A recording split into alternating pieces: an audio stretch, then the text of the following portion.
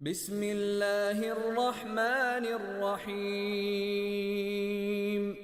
الحمد لله رب العالمين الصلاة والسلام على رسوله الأمين وعلى آله وأصحابه الطيبين الطاهرين ومن تبعهم بإحسان إلى يوم الدين أما بعد. وقال الله تعالى في القرآن الكريم: أعوذ بالله من الشيطان الرجيم. بسم الله الرحمن الرحيم. يا أيها الذين آمنوا اذكروا الله ذكرا كثيرا وسبحوه بكرة وأصيلا. وقال رسول الله صلى الله عليه وسلم: إنما الأعمال بالنيات. صدق الله وصدق رسول الله صلى الله عليه وسلم. பேரன்பும் பெரும் கருணையும் கொடையுமிக்க பேருபகாரி அல்லாஹ்விற்கே கோடான கோடி புகழ். நபிகள் நாயகம் முஹம்மது ரசூலுல்லாஹ் ஸல்லல்லாஹு அலைஹி வஸல்லம் அவர்களின் மீதும், அவர்களை பின்பற்றி வாழ்ந்த சகாபாக்கள், தாபிஈன்கள், தபஇ தாபிஈன்கள், உலமாக்கள், ஷுஹதாக்கள், சாலிஹீன்கள், இங்கு அமர்ந்திருக்கிற நம் அனைவரின் மீதும் அல்லாஹுவின் அன்பும் அருளும் என்றென்றும் நிறைவாக உண்டாவதாக. அல்லாஹுவின் கிருபையால் அவனுடைய பொருத்தத்தை நாடியவர்களாக அவனுடைய மாளிகையில் இஅ்திகாஃபுடைய நியத்தோடு அமர்ந்திருக்கிற மார்க்க நண்பர்களே, அல்லாஹு ஜல்ல ஷானுஹு தஆலா எந்த நல்ல விஷயங்களை தங்களுடைய வாழ்க்கையில் ஏற்று நடக்கும்படி கட்டளையிட்டுள்ளானோ அந்த விஷயங்களை தங்களுடைய வாழ்க்கையில் ஏற்று நடக்கும்படியும், எந்த விஷயங்களை விட்டு விலகி இருக்கும்படி கட்டளையிட்டுள்ளானோ அந்த விஷயங்களை விட்டு விலகி இருக்கும்படியும் எனக்கும் உங்களுக்கும் தக்வாவை கொண்டு இறை எச்சத்தை கொண்டு நசீஹத்து செய்தவனாக எனது உரையை ஆரம்பம் செய்கிறேன். அல்லாஹு ஜல்ல ஷானுஹு தஆலா நமக்கு வழங்கியுள்ள பல்வேறு பாக்கியங்களில் ஒன்று இந்த ரமலானுடைய மாதம். ரமலானுடைய மாதம் வருவதற்கு முன்பே தன்னை எல்லா வகையிலும் தயார்படுத்தி கொள்ள வேண்டும் என்கின்ற அடிப்படையில், உள்ளத்தை தயார்படுத்துதல் என்கின்ற அடிப்படையில் சென்ற வாரம் நபி ஸல்லல்லாஹு அலைஹி வஸல்லம் அவர்களின் மீது ஸலவாத்து சொல்வதனால் நமக்கு கிடைக்கக்கூடிய பலமும் அதன் மூலமாக நமக்கு கிடைக்கக்கூடிய பாக்கியமும் என்ன என்பது குறித்து பேசினோம். இந்த வாரம் நம்முடைய உள்ளத்தை ஒளிமயமாக்கக்கூடிய மிக முக்கியமான விடயம் குறித்து நாம் பேச போகிறோம். ஹஜ்ரத் மூசா அலைஹிஸ்ஸலாம் அவர்கள் அல்லாஹ்விடத்திலே கேட்டார்கள், யா அல்லாஹ், உனக்கு எந்த காரியம் மிகவும் பிடித்தமானது என்பதாக. அதற்கு அல்லாஹு ஜல்ல ஷானுஹு தஆலா சொன்னான், ததுகுருனி வலா தன்சானி, என்னை எப்போதும் திக்ர் செய்து கொண்டே இருப்பது, என்னை மறவாமல் இருப்பது, இதுதான் எனக்கு பிடித்தமான காரியம் என்பதாக சொன்னான். அப்போது ஹசரத் மூசா அலைஹிஸ்ஸலாம் அவர்கள் கேட்டார்கள், உனக்கு பிடித்தமானவர்கள் யார் என்பதாக கேட்டார்கள். அப்போது அல்லாஹ் சொன்னான், என்னை சதாவும் திக்ர் செய்து கொண்டிருக்கக்கூடியவர்கள் தான் எனக்கு மிகவும் விருப்பமானவர்கள் என்பதாக அல்லாஹ் சொன்னான். ஆக அல்லாஹ்வை நினைவு கூறுவது அவனுடைய விருப்பத்தை, அவனுடைய நேசத்தை பெறுவதற்கு அடிப்படை காரணியாக அமைகிறது. எனவே தான் நபி ஸல்லல்லாஹு அலைஹி வஸல்லம் அவர்கள் எல்லா சந்தர்ப்பங்களிலும் சகாபாக்களை திக்ர் செய்யுமாறு சொல்லிக் கொண்டே இருப்பார்கள். போரில் இருந்து திரும்புகிற நேரத்திலே கூட நபி ஸல்லல்லாஹு அலைஹி வஸல்லம் அவர்கள் நீங்கள் திக்ர் செய்யுங்கள் என்பதாக சொல்வார்கள். போரில் இருந்து திரும்புகிற நிலையில் ஒருவர் எப்படி இருப்பார்? வெட்டு காயங்களோடு எவ்வளவு பெரிய துவண்டு போய் தூக்கம் இல்லாமல் சோர்வோடு இருக்கக்கூடிய சந்தர்ப்பத்திலே கூட நபி ஸல்லல்லாஹு அலைஹி வஸல்லம் அவர்கள் நீங்கள் திக்ர் செய்யுங்கள் என்பதாக தூண்டிக்கொண்டே இருப்பார்கள். ஒருமுறை சொன்னார்கள், சபகல் முஃபர்ரிதூன், சுவர்க்கம் செல்வதிலே முஃபர்ரிதூன்கள் முந்திவிட்டார்கள் என்பதாக சொன்னார்கள். அப்போது சஹாபாக்கள், யா ரசூலல்லாஹ், முஃபர்ரிதீன்கள் என்றால் யார் என்பதாக கேட்டார்கள். அப்போது நபி ஸல்லல்லாஹு அலைஹி வஸல்லம் அவர்கள் சொன்னார்கள், திக்ரிலேயே மூழ்கி போய் இருக்கக்கூடியவர்கள் தான் முஃபர்ரிதூன்கள், இவர்கள் சுவர்க்கம் செல்வதிலே முன்னணியில் இருக்கக்கூடியவர்கள் என்பதாக விளக்கம் தந்தார்கள். சஹாபாக்கள் நபி ஸல்லல்லாஹு அலைஹி வஸல்லம் அவர்களிடத்தில் கேட்டார்கள், யா ரசூலல்லாஹ், தொழுகையாளிகளிலேயே சிறந்தவர்கள் யார் என்பதாக. அப்போது நபி ஸல்லல்லாஹு அலைஹி வஸல்லம் அவர்கள் சொன்னார்கள், அக்ஸருஹும் திக்ரன், அதிகமாக திக்ர் செய்யக்கூடியவர்கள் என்பதாக. சஹாபாக்கள் கேட்டார்கள், யா ரசூலல்லாஹ், நோன்பாளிகளிலேயே சிறந்தவர்கள் யார் என்பதாக. நபி அவர்கள் சொன்னார்கள், அக்ஸருஹும் திக்ரன், அதிகமாக திக்ர் செய்யக்கூடியவர்கள் என்பதாக. மீண்டும் சஹாபாக்கள் கேட்டார்கள், யா ரசூலல்லாஹ், ஜிஹாது செய்யக்கூடியவர்களிலேயே சிறந்தவர்கள் யார் என்பதாக. அப்போது நபி ஸல்லல்லாஹு அலைஹி வஸல்லம் அவர்கள் சொன்னார்கள், அக்ஸருஹும் திக்ரன், அதிகமாக திக்ர் செய்யக்கூடியவர்கள் என்பதாக சொன்னார்கள். நாம் செய்யக்கூடிய வணக்க வழிபாடுகளை அலங்கரிப்பதே நாம் செய்யக்கூடிய திக்ர் என்பதை புரிந்து கொள்ள வேண்டும். உலமாக்கள் ரொம்ப அழகா நமக்கு சொல்லி தருவாங்க. என்ன அப்படின்னா, ஒருத்தரை நம்ம சந்திக்க போறோம் அப்படின்னு சொன்னா நம்மளை எல்லா வகையிலுமே தயார்படுத்தி தன்னை அலங்கரித்து தான் அவரை போய் சந்திப்போம் இல்லையா? நம்முடைய முன்னோர்கள் சொல்லுவாங்க, பாவ மன்னிப்பு கோருவது நம்முடைய ஆடையை துவைத்து சுத்தம் செய்வதை போன்று, ஸலவாத்து சொல்வது நம்மை அலங்கரித்துக் கொள்வதை போன்று, விக்ர் செய்வது அல்லாஹ்வை சந்திப்பதை போன்று என்பதாக மிக அழகான முறையில் நமக்கு விளக்கம் தருவார்கள். ஆக விக்ர் செய்யும் விஷயத்தில் அலட்சியம் கூடாது. அதில் காட்டுகின்ற அதீத கவனம் நம்முடைய தரத்தை, நம்முடைய அந்தஸ்தை உயர்த்தி கொண்டே இருக்கும். நபி ஸல்லல்லாஹு அலைஹி வஸல்லம் அவங்க மிஅராஜுக்கு போனாங்க. போயிட்டு வந்து பல்வேறு காட்சிகளை கண்டதாக சொன்னாங்க. அதில் நபி அவர்கள் கண்ட ஒரு அற்புதமான காட்சி என்ன அப்படின்னு சொன்னா, அல்லாஹ்வினுடைய அர்ஷின் நிழலில் ஒருவர் இருக்கிறார். அவருடைய அந்தஸ்தை பார்த்து நபி ஸல்லல்லாஹு அலைஹி வஸல்லம் அவங்க, இவர் நபியா அப்படின்னு சொல்லி கேட்டாங்க. அப்ப நபி ஸல்லல்லாஹு அலைஹி வஸல்லம் அவங்களுக்கு சொல்லப்பட்டது, இல்ல, அவர் நபி அல்ல. இவ்வளவு உயர்ந்த அந்தஸ்தை அவர் எப்படி அடைந்தார்? 3 காரணம். முதலாவது காரணம், அவருடைய நாவு திக்ரில் திளைத்திருந்தது. அவருடைய உள்ளம் பள்ளியை நோக்கியே இருந்தது. அவருடைய பெற்றோர்கள் பாராட்டப்படும் அளவிற்கு அவருடைய காரியங்கள் அமைந்தது. இந்த 3ம் தான் இவ்வளவு உயர்ந்த அந்தஸ்தை அவர் அடைவதற்கு காரணம் என்பதாக சொல்லப்பட்டது. என்றால் விக்ர் செய்வது என்பது நம்முடைய மேன்மைக்கு வழிவகுக்க கூடியது. சூரத்துல் முனாஃபிகூன் அப்படின்னு சொல்லி ஒரு சூரா. அந்த சூறாவில் 2 விஷயத்தை தஃப்சீர்ல எழுதுவாங்க. ஒன்னு, முனாஃபிக் என்று சொன்னால் அதுல 2 வகை. ஒன்னு கொள்கை ரீதியிலான முனாஃபிக், இன்னொன்று செயல் ரீதியிலான முனாஃபிக். அந்த சூறாவை ஆரம்பிக்கிற போது அல்லாஹு ஜல்ல ஷானுஹு தஆலா கொள்கை ரீதியிலான முனாஃபிகீன்களை பற்றி பேசி ஆரம்பிக்கிறான். அந்த சூறாவை முடிக்கிற போது செயல் ரீதியிலான முனாஃபிகீன்களை சொல்லி முடிக்கிறான். இதா ஜாஅக்கல் முனாஃபிகூன் என்று சொல்லி நபி ஸல்லல்லாஹு அலைஹி வஸல்லம் அவங்க கிட்ட அல்லாஹ் சொல்றான், முனாஃபிகீன்கள் உங்களிடத்திலே வந்து என்னென்னவெல்லாம் சொல்கிறார்கள் என்று அந்த சூறாவை துவங்குகிறான். சூறாவை முடிக்கிற போது, யா அய்யுஹல்லதீன ஆமனு லா துல்ஹிகும் அம்வாலுக்கும் வலா அவுலாதுக்கும் அன் ஸிக்ரில்லாஹ். ஈமான் கொண்டவர்களே, உங்களுடைய செல்வங்களும் உங்களுடைய குழந்தைகளும் உங்களை விக்ர் செய்வதிலிருந்து அலட்சியப்படுத்தி விட வேண்டாம் என்பதாக அல்லாஹ் அந்த சூறாவை முடிக்கிறான். இதை சொல்லிவிட்டு உலமாக்கள் சொல்லுவார்கள், ஈமானினுடைய தன்மை அல்லாஹ்வை விக்ர் செய்வதாகும், நிஃபாக்கினுடைய தன்மை அல்லாஹ்வை மறந்து விடுவதாகும் என்பதாக சொல்வார். ஏனென்று சொன்னால் அல்லாஹு ஜல்ல ஷானுஹு தஆலா லா யذ்குரூனல்லாஹ இல்லா கலீலா, முனாஃபிகீன்கள் குறித்து சொல்லுகிற போது அவர்கள் கொஞ்சம் நேரம் தான் அல்லாஹ்வை சிந்திக்கிறார்கள், அல்லாஹ்வை திக்ர் செய்கிறார்கள் என்பதாக அல்லாஹ் குர்ஆனிலே சொல்லுகிறான். யா அய்யுஹல்லதீன ஆமனு ذ்குருல்லாஹ ذிக்ரன் கஸீரா, ஈமான் கொண்டவர்களே அல்லாஹ்வை நீங்கள் அதிகம் திக்ர் செய்யுங்கள் என்பதாக சொல்லுகிறான். சிறந்தவர்கள் நல்லோர்கள் குறித்து அல்லாஹ் சொல்லுகிற போது அல்லாஹ் கஸீரா, அவர்கள் அதிகமாக அல்லாஹ்வை திக்ர் செய்து கொண்டே இருப்பார்கள் என்பதாக சொல்லுகிறான்.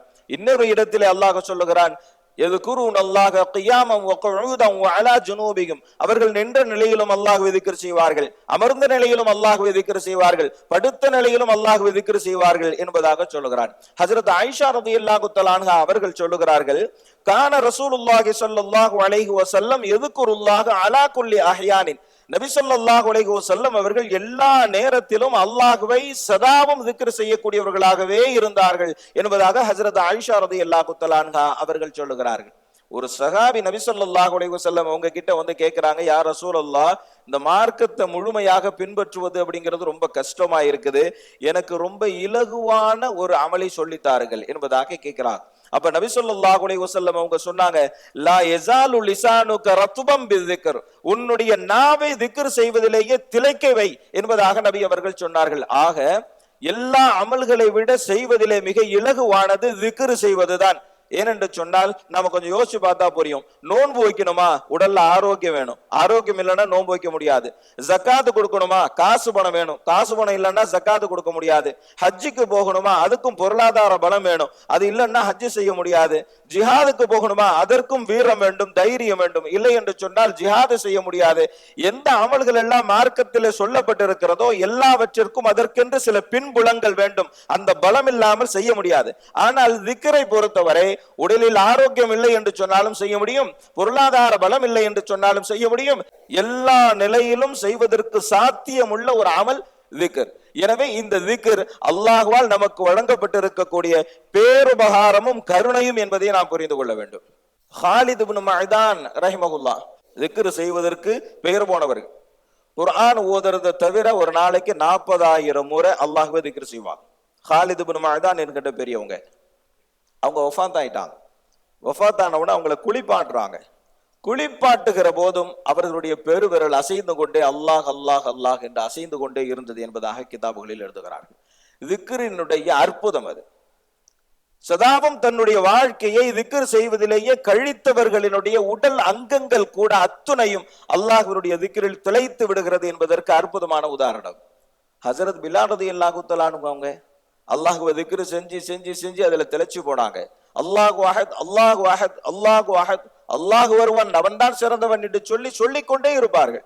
எந்த அளவிற்கு என்று சொன்னால், அவர்களை பாலை மணலில் கிடத்தி அவர்களின் மீது பாறையை ஏற்றிய நேரத்திலே கூட அல்லாஹு அஹத் அஹத் என்று தான் சொல்லிக் கொண்டே இருந்தார்கள்.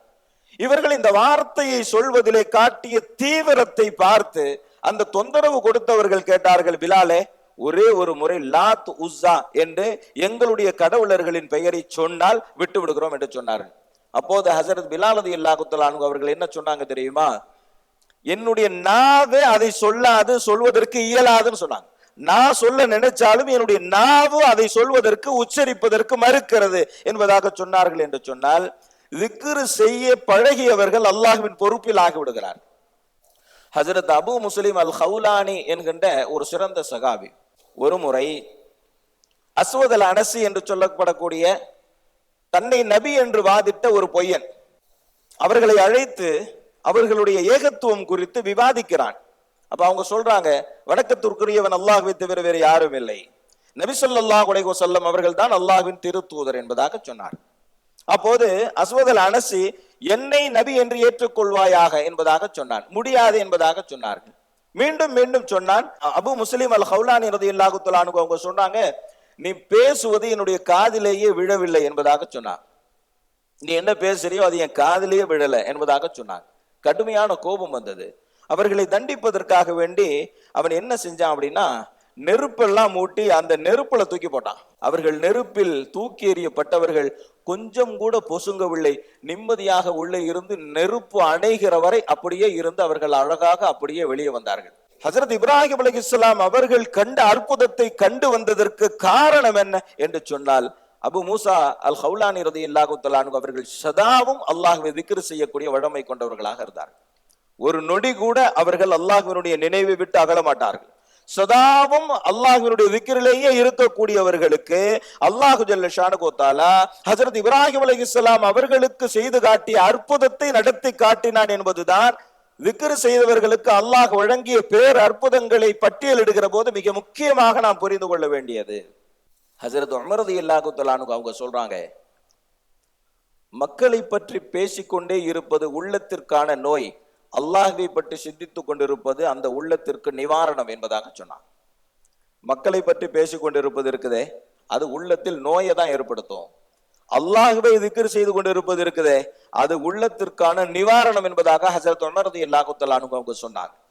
இந்த செய்தியை பதிவு செய்துவிட்டு அதற்கு கீழே இமாம் ஸஹபி ரஹிமஹுல்லாஹ் அவர்கள் சொல்லுகிறார்கள், மக்களை பற்றி பேசி பேசி நாம் உள்ளத்தில் நோயை ஏற்படுத்திக் கொள்கிறோம், அல்லாஹ்வை திக்ர் செய்யாமல் அதற்கான நிவாரணத்தை தேடாமல் இருக்கிறோம் என்பதாக சொன்னார்.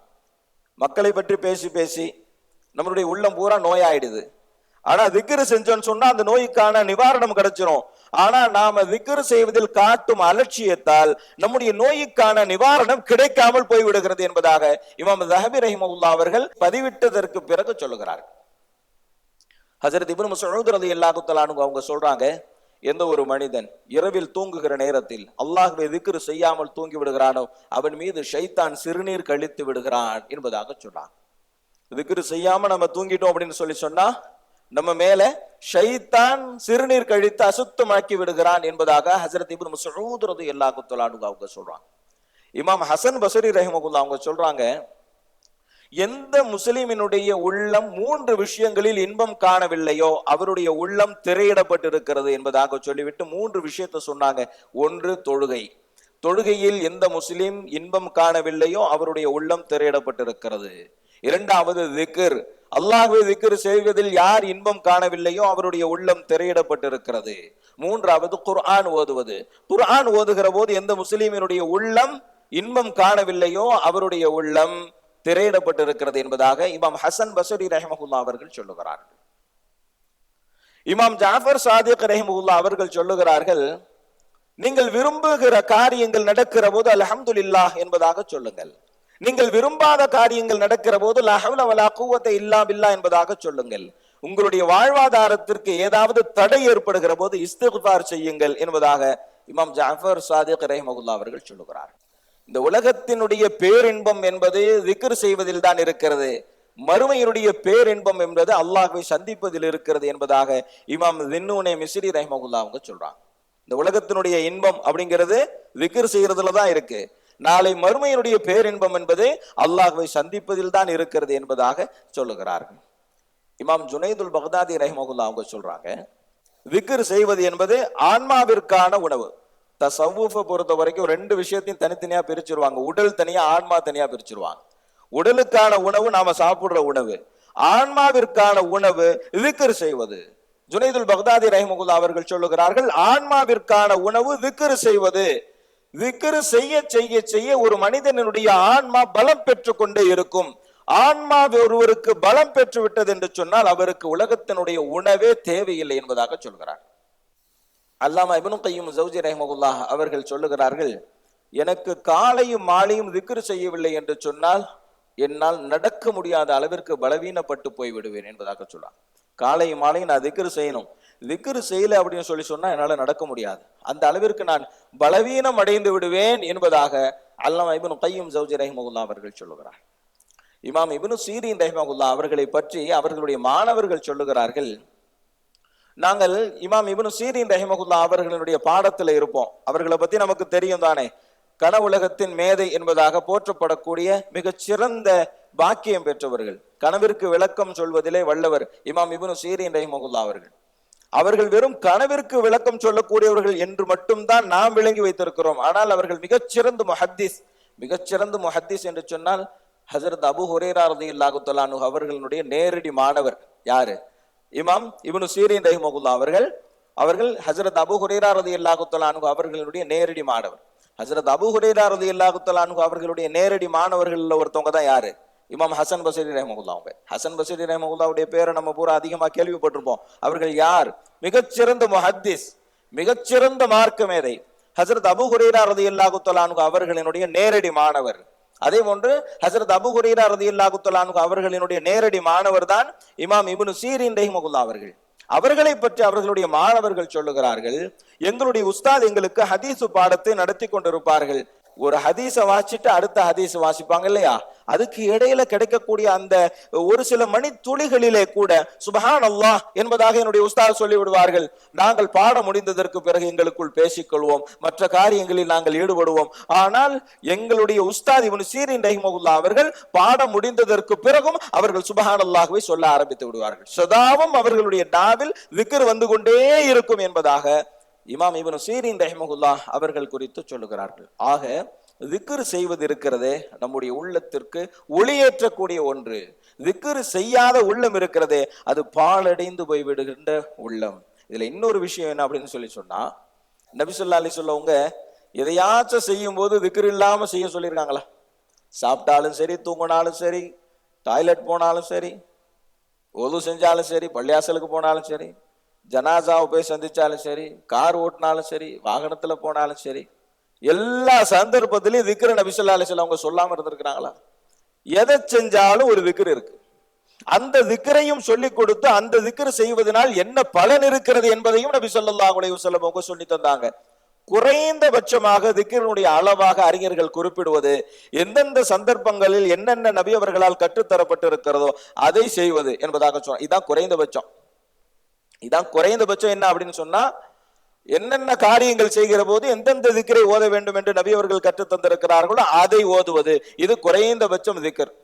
அதிகப்படியாக திக்ர் என்பது சதாவும் ஏதாவது ஒன்றை சொல்லிக் கொண்டிருப்பது. லா இலாஹா இல்லல்லாஹ் முஹம்மதுர் ரசூலுல்லாஹ் அல்லாஹும்ம ஸல்லி அலா முஹம்மதின் யா ரப்பி ஸல்லி அலைஹி வஸல்லிம் லா ஹவ்ல வலா குவத்த இல்லா பில்லாஹ் சுப்ஹானல்லாஹி வல்ஹம்துலில்லாஹி வலா இலாஹா இல்லல்லாஹ் வல்லாஹு அக்பர் லா இலாஹா இல்லல்லாஹ் வஹ்தஹு லா ஷரீக லஹு லஹுல் முல்கு வலஹுல் ஹம்து வஹுவ அலா குல்லி ஷைஇன் கதீர். எதையாச்சும் ஒரு திக்ரை அதனுடைய பொருளை உணர்ந்து மனப்பாடம் செஞ்சு வச்சுக்கணும். மனப்பாடம் செஞ்சு வச்சுக்கிட்டு எல்லா நேரமும் ஓத வேண்டிதான். தூக்கம் வரலையா, ஓதிக்கிட்டே இருங்க. எந்திரிச்ச உடனே ஓதுங்க, நடக்கும் போது ஓதுங்க, எல்லா சந்தர்ப்பத்திலும் ஓதலாம். கார் ஓட்டும் போது ஓதலாம், எல்லா சந்தர்ப்பத்திலும் நம்ம ஓதிக்கிட்டே இருக்கலாம். அந்த திக்ர் நாளை மறுமையில் நமக்கு வெற்றியை பெற்றுத்தரும். அந்த ஒரு திக்ர் நமக்கு போதும்.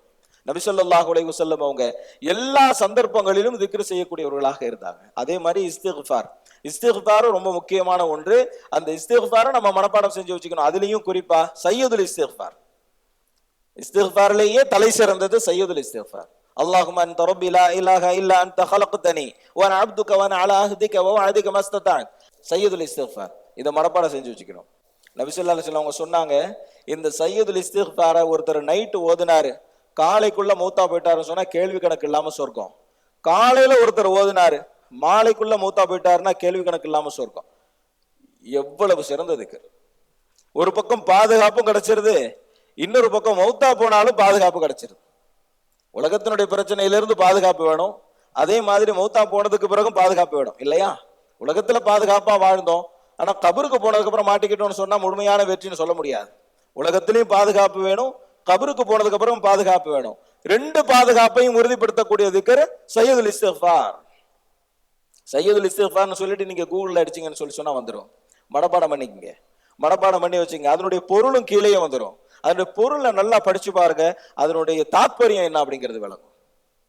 முழுமையான மன்னிப்பை அல்லாஹ்விடத்திலே கேட்பதும் தன்னுடைய பாவத்தை அல்லாஹ்விடத்திலே ஒப்புக்கொண்டு அவனிடத்தில் சரணாகதி அடைபவன் தான் சையதுல் இஸ்திக்ஃபார்.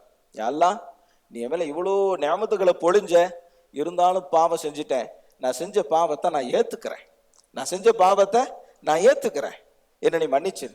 நீ மன்னிக்கலன்னு சொன்னா என்னை யாரு மன்னிக்கிறது என்று சொல்லி அல்லாஹ்விடத்தில் தன்னை முழுமையாக ஒப்படைத்து அல்லாஹ்விடத்திலே கெஞ்சி மன்றாடுகின்ற ஒரு இஸ்திக்ஃபார் தான் சையதுல் இஸ்திக்ஃபார்.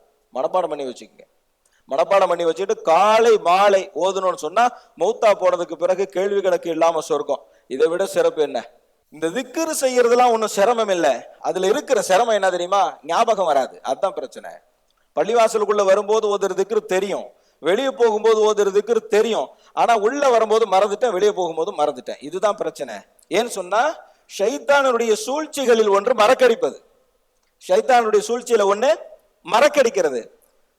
நான் நினைச்சேன் ஒவ்வொரு ஃபர்து தொழுகைக்கு பிறகும் ஆயத்துல் குர்சி ஓதணும், அதனுடைய சிறப்பு என்னங்கிறது எனக்கு தெரியும், அதனால ஓதணும்னு நினைச்சேன். ஆனா சுபுகத்தோடு தான் ஆயத்துல் குர்சியை மறந்துட்டேன். ஆயத்துல் குர்சியை மறக்கல, ஆயத்துல் குர்சியை சுபுக்கு பிறகு ஓதணும்ன்றத மறந்துட்டேன். மறதி என்பது ஷைத்தானின் சூழ்ச்சிகளில் ஒன்று. அதனால பழக்கப்படுத்தாம வராது, பழக்கப்படுத்தாம வராது.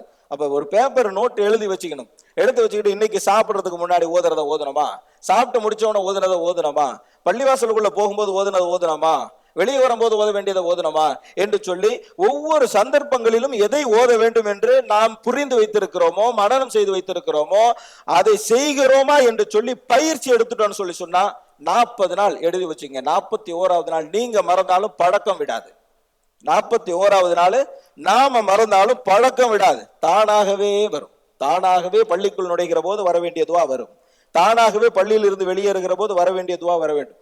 ஆக எல்லா சந்தர்ப்பங்களிலும் அல்லாஹ்வை திக்ர் செய்து பழகிவிட்டால் இம்மை மறுமையினுடைய அனைத்து பொறுப்பையும் அல்லாஹ் ஏற்றுக்கொள்கிறான். இதை விட சிறப்பு வேற எதுவுமே கிடையாது. ஆக அல்லாஹு ஜல்ல ஷானஹு தஆலா திக்ர் செய்வதன் மூலமாக நம்முடைய உள்ளத்தை ஒளிமயமாக ஆக்குவானாக. இதன் மூலமாக இம்மை மறுமை இரண்டிலும் நம்மை வெற்றி பெறச் செய்வானாக.